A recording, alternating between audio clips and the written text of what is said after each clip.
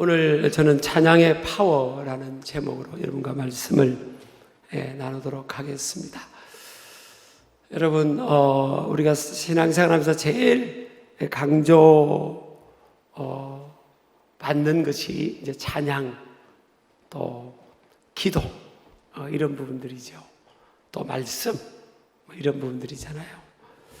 우리가 오늘 그걸 분절적으로 생각하지 않고요, 단편적으로 우리 삶의 영역을 생각하지 않고 또 삶의 영역에 전체적으로 한번 적용을 해보면 좋겠습니다. 사실 인생은 환경을 바라보고 조건을 바라보면 이렇게 찬양하고 싶지 않을 때가 많아요. 왜냐하면 사람이, 우리 본성은 내가 원하는 환경, 또 내가 기도했던 제목이 응답받았던 경우, 내 목표가 이루어졌던 경우, 내 바람이 성취됐던 그런 경우만 노래가 나오는 거예요. 우리 본성은, 우리 감정은 그런 거예요. 근데 우리 인생이 편안하고 내가 원하는 시간에 내가 원하는 일들이 이루어지고 믿는 저희들조차도 그런 경우만 있지 않잖아요. 인생이 어떻게 보면 한마디로 말하면 이 전쟁과 같습니다. 누군가와의 무한 경쟁을 치러야 하는 차원도 있지만 우리는 영적으로도 지금 전쟁을 치르고 있어요. 또 자신과도 전쟁이 있습니다. 나는 오른쪽 길을 가고 싶은데 내가 연약하니까 오른쪽 길로 못 가는 거예요. 가서는 안 되는 왼쪽 길을 선택하고 있고요. 나는 하나님 앞에 정말 이렇게 경건하게 살고 싶은데 나의 연약함 때문에 오히려 경건하지 못한 삶을 살게 될 때도 많은 거죠.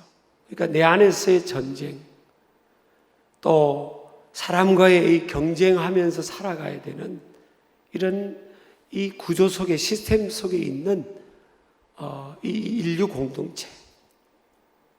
여러분이 성경에 보면요, 구약 성경 다 전쟁의 역사입니다. 그냥 인류의 최초의 가정에서부터 형제끼리 전쟁, 계속 전쟁의 연속이에요. 세월이 지나서 민족이 이루어지면 민족끼리, 동네끼리 전부 다 전쟁이에요. 또 우리 이제 영적인 것에 좀 눈을 뜨면요, 이게 어둠의 세력이 있다는 것을 또 우리가 알게 되는 거죠. 여러분, 근데 전쟁은요, 반드시 이겨야 됩니다, 사실은. 근데 지게 될 때는 크나큰 손실의 대가를 치러야 되는 거죠. 그래서 이 결과적인 그것으로 인해서 우리가 긴장을 갖고 두려움도 갖고요, 또 불안함에 사로잡히기도 합니다. 근데 오늘 성경에 한마디로 말하면 우리에게 말합니다. 전쟁은 여호와께, 하나님께 속한 것이라는 거예요. 사무엘상 17장 47절에 보면 전쟁은 하나님께 속한 것이다, 여호와께 속한 것이다. 다윗의 고백입니다. 그래서 우리가 믿음을 작동을 시켜야 되는 거죠.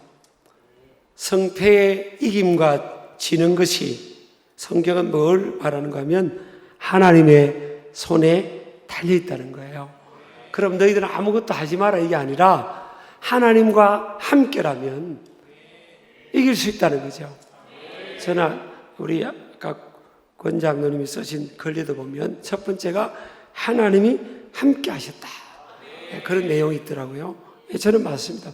매일 그걸 의지하고, 하나님의 함께 하심을 의지하고, 또 하나님의 함께 하심을 경험을 했습니다.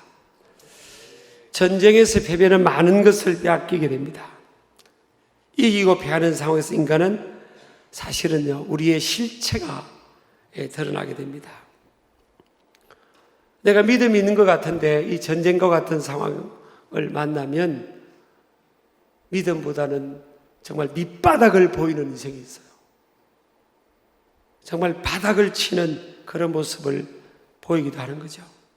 그래서 이 하나님은 어떤 때는 이 전쟁을 허락하셔서 우리의 현 주소, 저와 여러분의 분의 실체 이런 것들을 적나라하게 보게 하시는 거죠.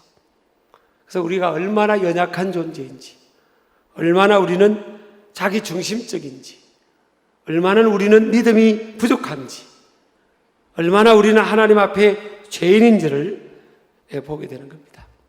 성경을 읽다 보면요, 전쟁을 피해라, 전쟁 중에 도망가라 이런 구절이 없어요. 세상에서의 우리 나라끼리 만약 전쟁이 벌어진다면 도망가라 이런 건 없잖아요.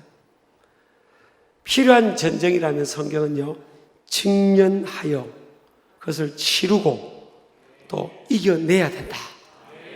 내가 너와 함께 한다. 전쟁은 내게 속해 있다. 하나님 백성들에게 그렇게 강조하는 거죠. 가나안 땅에 들어가서 30년 정도 전쟁을 치렀던 여호수아와 그 이스라엘 백성들을 향해서 전쟁을 앞둔 그들에게 하나님께서 딱 주신 게 있어요. 그것은 약속입니다. 약속. 내가 모세와 함께 있었던 것처럼 내가 여호수아와 너희와 함께 해주겠다. 그리고 또 하나의 하나님께서 주신 게 있어요. 따라합시다. 마음의 무장. 전쟁 중에는요, 최신식 무기나 또 잘 훈련된 군사를 하나님이 주신 게 아니에요. 마음을 강하게 하고 담대하라. 그래서 우리 가장 전쟁에서 중요한 것은 이 마음의 문제입니다. 신앙생활, 삶이 전쟁이라고 그랬잖아요. 가장 중요한 게 뭐냐? 이 마음 무장의 마음. 이 마음이 어떻게 무엇으로 채워져 있냐? 이것이 가장 여러분 중요하다고 믿습니다. 세상이 갈수록요, 우리의 마음들이, 사람의 마음들이요, 이 복잡다단하고 다원화되고, 그리고 아주 죄악이 간영할 뿐만 아니라, 그리고 표피적 삶이 우리도 모르게 우리 삶을 지배하고 있잖아요. 우리는 예를 들어서 학교 다닐 때 막 인문학 책도 많이 보고요. 뭐 성경은 기본으로 많이 봤고, 인문학 책도 많이 봤거든요, 그럼요. 근데 요즘 뭐 대학교에 인문학 과가 별로 인기가 없는 거예요.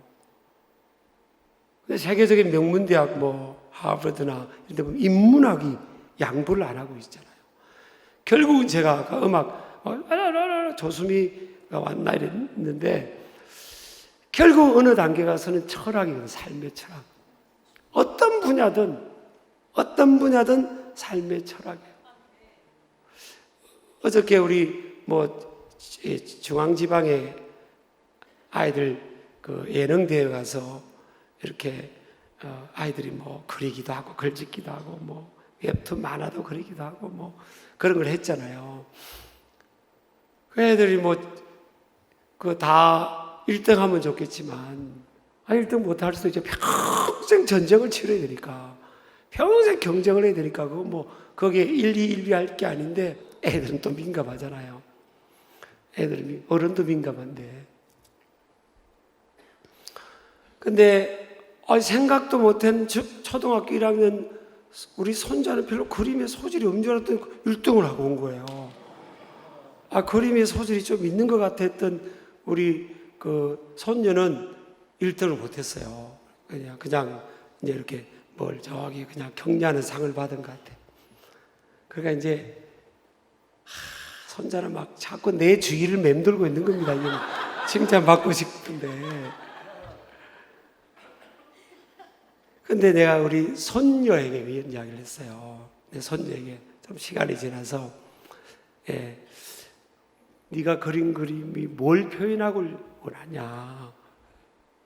그림을. 그래서 이제 내 앞으로 네가 그림을 그리든 뭘 하든 너는 이제 4학년이야, 4학년. 4학년은 네가 뭘 표현하기로 했는데 그게 담겨야 된다. 그래야 사람들이 그걸 듣고 감동되는 걸, 그림을 그 속에 우리로 말하면 철학이 담겨야 된다는 거예요. 결국 어떤 위치에 가든 철학적 싸움인 겁니다. 그래서 하나님은 이 전쟁을 통해서요, 우리 신앙적으로 보면 신앙의 보증서를 이렇게 증명하기를 원하는 거예요. 우리의 삶에서 하나님은, 우리가 어떤 데 그럴 때가 있잖아. 하나님은 왜 내 편 아니냐? 맨날 나는 전쟁을 치러야 되냐? 그런데 그걸 통해서 맨날 전쟁을 치르는 그것에 포커스를 맞추지 말고요, 네가 이 전쟁과 같은 무한 경쟁이나 이 어려움 속에서 네 신앙을 네가 어떻게 살아가는지, 이 과정 속에서 네가 매 순간 과정 속에서 이 타협하지 않고 저는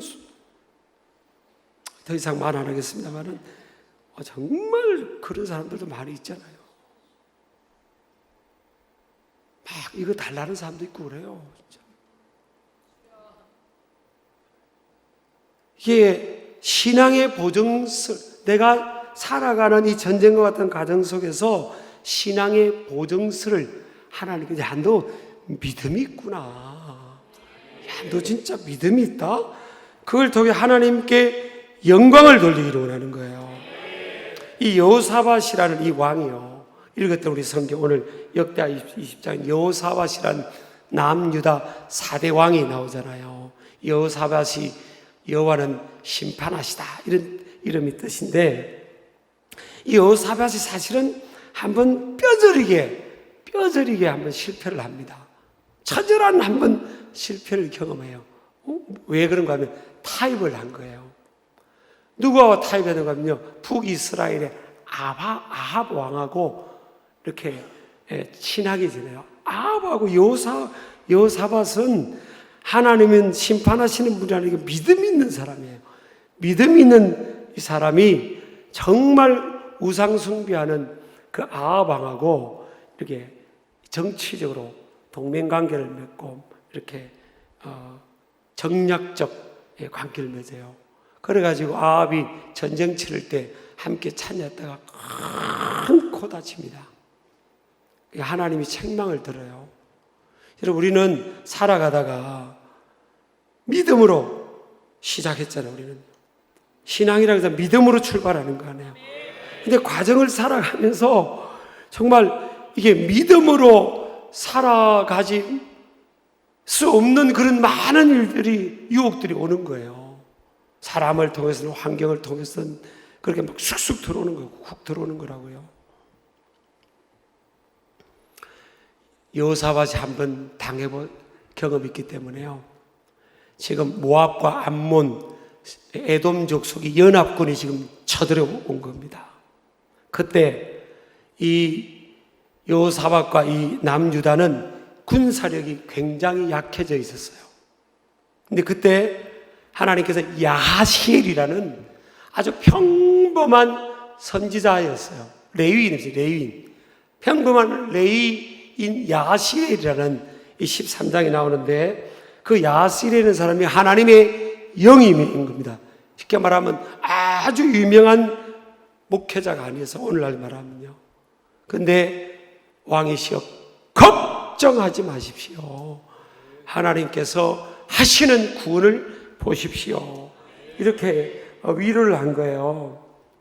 자, 15절에 봅니다. 15절요. 15절. 야시엘이 이르되 온 유다와 예루살렘 주민과 여호사밧 왕이여 들을지어다. 여호와께서 이같이 너희에게 말씀하시기를 너희는 이 큰 무리로 말미암아 두려워하거나 놀라지 말라.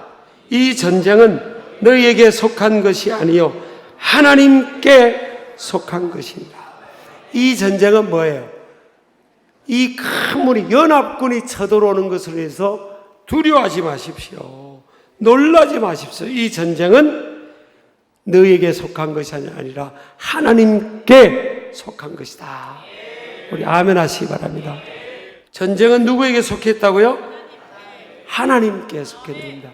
우리가 나를 돕는 사람이 막 많으면, 야, 내가 사람이 많고 세력이 많으니까 내가 이길 수 있을 거다.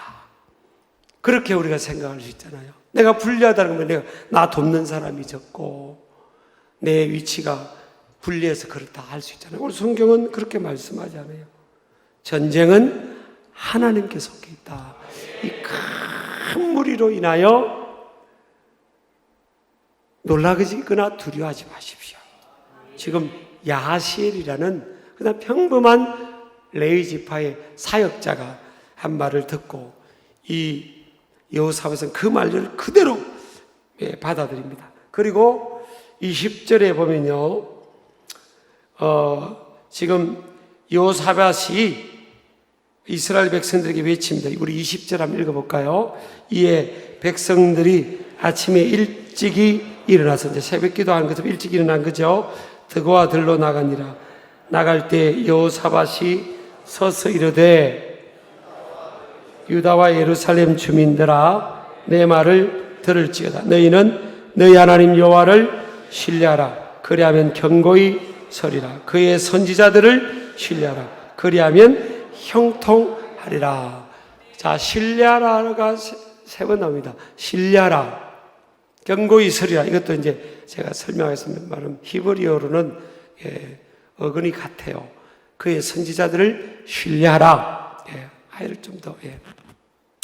자, 따라합시다. 신뢰하라. 그렇잖아요. 근데 지금 여호사밧이요, 야시엘을 통한 하나님의 약속의 말씀을 받고 어떻게 합니까? 입으로 하나님의 영광을 선포합니다. 믿음 있는 말을 하는 겁니다. 전쟁이 일어나면요, 백성들이 불안해하고 두려워하고 우리 가족들, 우리 자녀들 다 죽는 게 아니냐, 더구나 연합군이 쳐들어오니까 이거 큰일 났다 이럴 수 있잖아요. 지금 왕은 지금 뭐 하고 있는 거예요? 지금 왕이 지금 전쟁을 준비도 못하고 이것도 대비도 못하고 말이야, 막 그렇게 생각할 수 있잖아요. 근데 여호사밧은 믿음의 말을 합니다. 너희 하나님 여호와를 신뢰하라. 그런다. 신뢰하라. 견고히 서리라. 선지자들을 신뢰하라. 하나님 말씀을 전하는 선지자들을 신뢰하라는 거예요. 자, 여기서요, 신뢰하라, 견고히 서리라, 또 신뢰하라, 히브리어로 하미누, 또 히브리어 테아메누, 또 하미누, 이렇게 세 번 반복이 됩니다. 모두 아만이라는 동사에서 파생한 동사입니다. 아만.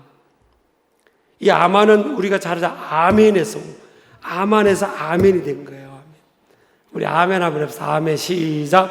아멘. 그러니까 믿음이 뭐예요? 아멘 시간이에요. 아멘 시간. 저 큰 무리들 보지 말고 아멘 하라는 거예요. 아멘 하라는 거예요. 아멘. 하나님을 신뢰하라는 것은 뭐예요? 아멘 하라는 거예요. 하나님의 약속이 말씀입니다.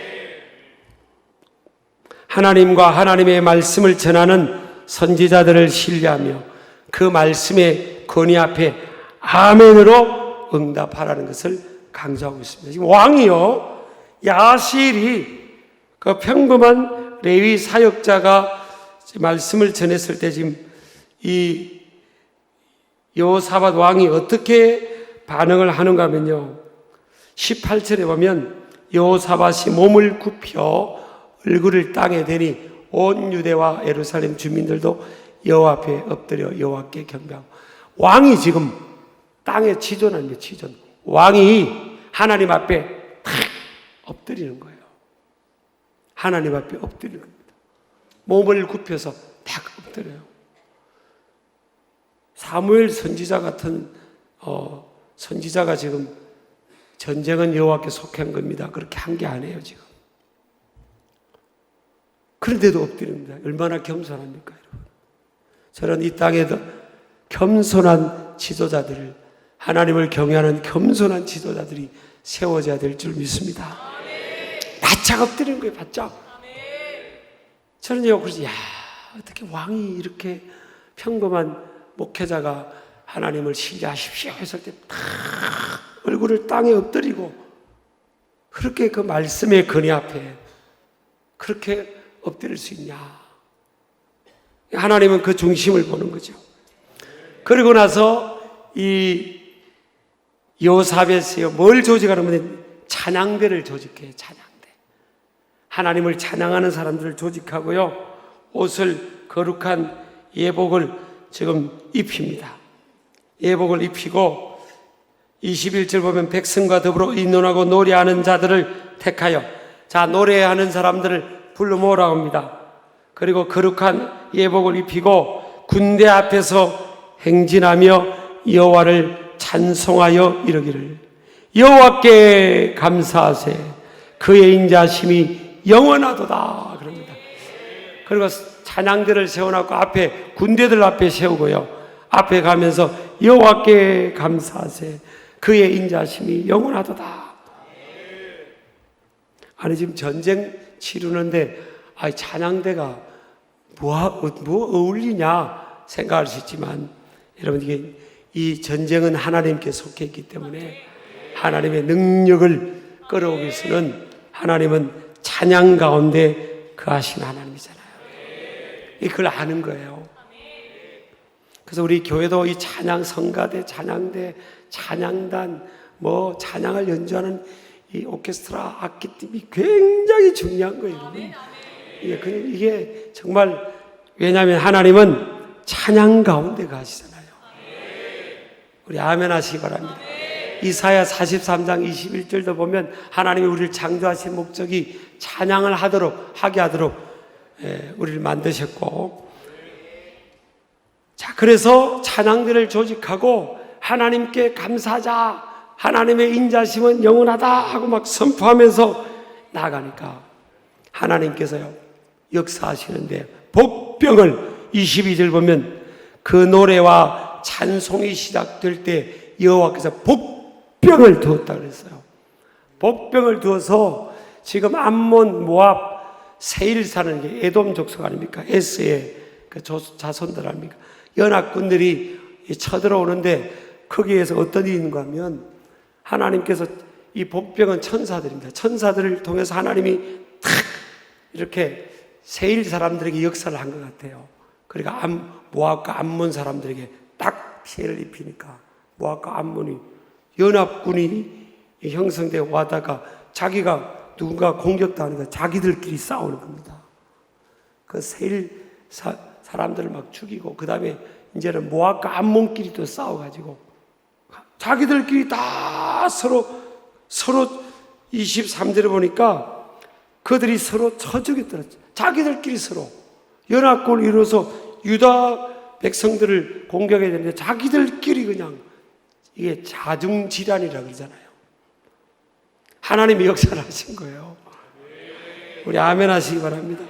그러니까 여러분 참 이게 놀랍습니다. 여러분 우리가 기도할 때, 하나님을 찬양할 때, 믿음으로 나아갈 때 하나님은 복병을 준비시켜요. 복병을. 그래서 절정의 우리 신앙 고백이 뭐냐? 따라합시다. 찬양을 선택하는 것이다. 그러니까 찬양은 지금 전쟁 중에 우리가 막 기뻐서 이들이 찬양한 게 아니잖아요. 그 찬양은 감정을 뛰어넘는 거예요.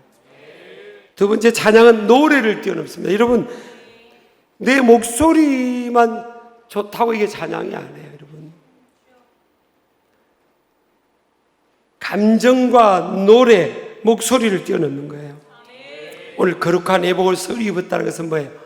그들은 하나님 편에 서는 구별됨을 말합니다. 구별됨을 의미합니다. 그럴 때 뭐가 나타나죠? 파워가, 파워가. 그래서 여러분 가만히 보세요. 이거는 이제 우리 교회도 지향해야 되고 더 나아가야 될 부분인 것처럼요, 딱 두 가지를 제가 설명할 수 있어요. 찬양이 살아있는 교회는요 부흥이 돼요. 제가 많은 세계적인 교회를 다 다녀보면 공통점입니다. 찬양이 살아있는 교회는 부흥이 돼요. 근데 예배는 이미 찬양하면서 시작되는 거예요. 설교 듣는 것부터 예배가 아니에요. 찬양과 기도는 올리는 예배잖아요. 헌금도 올리는 예배 아니에요. 말씀, 기도, 응답, 이런 하나님의 역사는 또 내려오는 예배 응답 아닙니까? 쫙 올려드리는 거예요. 찬양. 그래서 하나님이 가장 기뻐하는 게 이게 찬양이기 때문에, 찬양은 한마디로는 파워입니다. 파워. 그 교회가, 그 도시가, 그 나라가 부흥할 때 하나님 뭘 주시는가 하면 찬양을 주세요. 찬양. 그 교회가 부흥할 때 그 교회에 독특한 찬양을 주세요. 나는요 다른 데 흉내낼 필요도 없어요. 그 교회가 부흥할 때 하나님 그 교회에 찬양을 주시는 거예요. 그 교회에 주신 찬양을 막 계속 우리가 불러야 되는 거예요. 우리 아멘 하시기 바랍니다. 우리 교회도 지금 막 6, 70, 80곡 찬양을 줬잖아요. 계속 반복해서 불러야 돼요. 새로운 창작곡 우리에게 주셨잖아요. 따라서 찬양은 파워이다. 그 노래와 찬송이 시작될 때 여호와께서 복병을 두었다는 겁니다. 어저께 우리 찬양할 때 악기 만드는데 우리 손자가 그러더라고요. 우리 집에서 전혀 집에서 우리는 세상 노래를 안 듣잖아요. 근데 손자가 초등학교 1학년짜리가 와서 할아버지, 나는 이제 찬양만 해야 되겠어 그런 거야. 내가 푸시도 안 했는데 막 그래 나 찬양하겠다고. 그러더니 찬양하겠다더니 저하고 같이 이제 이렇게 있는데 조금 더 아파트. 그러더니 어디서 배운 거야? 어디서? 오늘 예능대회 가서 배웠는지 누구한테 온지 한 번도 우리는 들려주지 않는데 아파트를 하고 있는 거예요. 그러더라고요. 여러분요 살아가면서 설교 한 편 찬양에다 듣고 내가 이게 찬양을 계속 하는 게 아니에요. 여러분 끊임없이 우리는 이 믿음, 전쟁과 같은 속에서 이 뺏기는 거예요. 지면 뺏기는 거예요. 찬양, 은혜, 건강, 물질, 열정, 신앙, 이 싸움에서 지는 거예요. 이 싸움이라는 거예요. 찬양을 뺏기면 안 되는 거예요. 저도 이 경험이 있어요. 사실은 제가 그 전에 서울의 모교에서 부교육자 생활할 때 우리 아내가 결혼하고 이제 아이를 낳아서 저기 지방에 이제 산후조리 하러 요즘은 산후조리원도 있겠지만 예전에는 다 친정에 가 있었잖아요. 이제 주일 밤 되면 처갓집에 이제 가서 첫 차 타고 이제 월요일 새벽 출근을 하는 거예요. 시외버스 타고 오는데 첫 차인데 시외버스에 사람이 없어요. 어떤 데는 나 혼자 있기도 하고 미안하기도 하고 어떤 데는 어떤 아주머니 한 분 저 뒤에 타고 나 타고 운전기사 아저씨하고 운전기사분들도 새벽 일찍이니까 이게 졸음 돋으니까 막 이 뽕짝 매들리를요 크게 틀어놓는 거예요. 근데 이해가 되는 거예요. 아직 꺼주세요 할 수가 없어요. 새벽에 막 그걸 타고 운전하는 거니까 막 계속 뽕짝 매들리 반복해서 그때는 이 서양 고속도로도 없을 때는 이제 지역 국도도로 올라오는데 한 3시간 반 정도 걸린 거예요.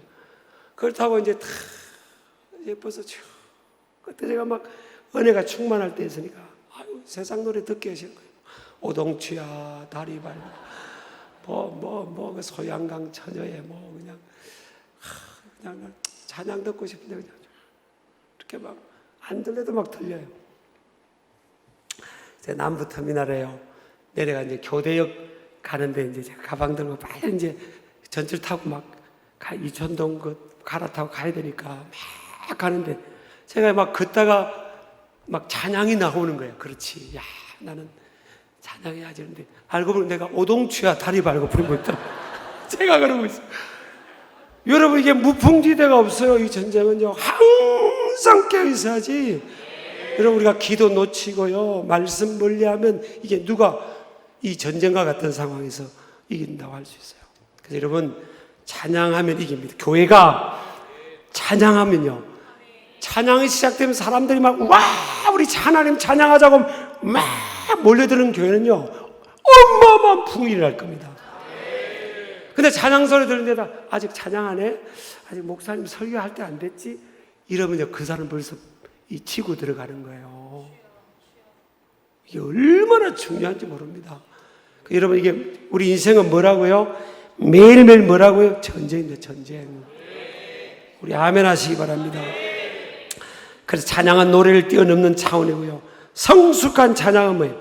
찬양한 사람의 삶을 바라보는 태도입니다. 바울처럼 어떤 상황에서도 나는 풍부와 궁핍, 배고픔, 배부름에도 일체의 비결을 배웠다면서 감사하면서 찬양하는 겁니다. 하나님은 찬양 가운데 거하신 줄을 믿으시기 바랍니다. 그래서 찬양이 뭐라고요? 신앙의 수준이며, 찬양이 신앙의 수준이며 형통의 비결입니다. 이 여호사밧 왕이 마지막 구무새 너희는 너희 하나님 여호와를 신뢰하라 그리하면 견고히 서리라 그의 선지자들을 신뢰하라 그리하면 뭐라고요? 형통하리라. 우리 올해 표가 형통인데 저도 올해 이제 한번 형통을 경험했잖아요. 종에게 뭐 쉬운 건 아니에요. 대통령 선거보다 더 어려운 게 교단 선거라고 그러잖아요. 여러분 형통할 수 있어요, 여러분. 아멘 하시기 바랍니다. 찬양하며 막 나아가는 겁니다. 그럴 때 여러분 올해 이 찬양을 통한 이 하나님의 파워가 우리 교회 위에, 여러분의 심령 위에, 삶 위에, 가정 위에, 삶의 전 영역 위에 나타나게 될 줄 믿습니다. 우리 크게 아멘 합시다. 아멘. 저는 어떤 분에게 전화를 했더니 믿는 사람은 찬양이 나오든 아니면 아무것도 안 나오는데 막 가슴 막 세상 가슴노래가 막 나와요. 막 그거 막 내가 정지하는 스타일은 아니에요. 정지하고 그러진 않아요, 사실은. 그러지 않아요. 솔직히 그러지 않아요. 그죠? 근데 여러분 이게 이 싸움을 그렇게 만만하게 보면 안 됩니다. 믿음을 매 순간 믿음을 작은 일에서부터 여러분 믿음의 영역으로 적용하지 않으면요, 찬양하면서 나아가지 않으면 이게 작은 구멍이 큰 구멍으로 뚫릴 수가 있어요. 우리는 매 순간 저와 여러분이요, 우리 서로가 격려하면서 말씀과 기도와 찬양할 때 하나님의 파워가 우리의 삶 속에 더 강력하게 나타나게 될 줄 믿습니다. 찬양할 때 하나님께서 복병을 예비하신 것처럼 우리가 믿음으로 찬양하며 나갈 때요, 하나님께서 우리의 삶의 영역에 복병을 준비하셨습니다. 적들이 자중질환이 일어나게 되는 놀라운 승리가 우리의 삶에도 있게 될 줄 믿습니다. 그래서 여러분, 그래서 아까 3번 신뢰하라, 견고히 서리라, 신뢰하라, 다 아멘, 아멘, 아멘이 있지 않습니까? 그래서 아멘 신앙으로 찬양하며 승리하는 우리 신길이 가족들, 또 우리 하나님의 백성들 될 줄을 믿습니다.